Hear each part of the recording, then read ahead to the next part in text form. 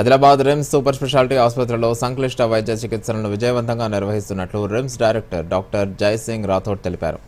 Media సమావేశంలో మాట్లాడుతూ ఈ ఏడాది ఇప్పటివరకు 300కు పైగా క్యాన్సర్ చికిత్సలు చేసినట్లు పేర్కొన్నారు. రాబోయే రోజుల్లో కిడ్నీ మార్పిడి చికిత్సలను కూడా చేపట్టేందుకు ప్రయత్నిస్తున్నామని చెప్పారు. తాజాగా 4 రోగులకు అన్నవాహిక క్యాన్సర్ శస్త్రచికిత్సలు విజయవంతంగా నిర్వహించినట్లు తెలిపారు.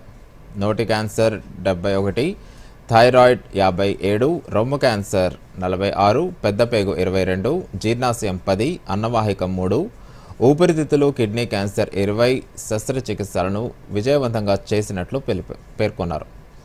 ఇటీవల 4 వీడియో అసిస్టెంట్ థోరోస్కోపిక్ సర్జరీలు చేసినట్లు తెలిపారు. ఇటువంటి చికిత్సలు కార్పొరేట్ ఆసుపత్రుల్లో 8 లక్షల నుంచి 15 లక్షల రూపాయల వరకు ఖర్చవుతాయని, కానీ రిమ్స్లో మెరుగైన వైద్య సేవలు అందుబాటులో ఉన్నాయని చెప్పారు. జిల్లా ప్రజలు వీటిని సద్వినియోగం చేసుకోవాలని డాక్టర్ జైసింగ్ రాథోడ్ కోరారు.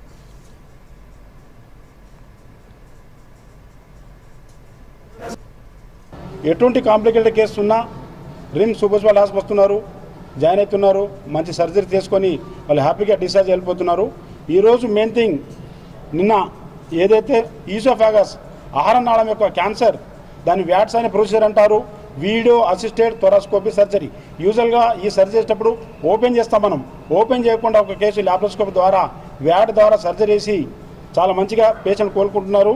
అదేవిధంగా ఒక 4 కేసులు కాంప్లికేటెడ్ కేసు చేశాడు. ఈ టీం డాక్టర్ జక్కుల శ్రీకాంత్ గారు ఏదైతే కేసు చేస్తాడో అనస్థిసియా ఘోరమైన టెన్షన్లో ఉంటాడు.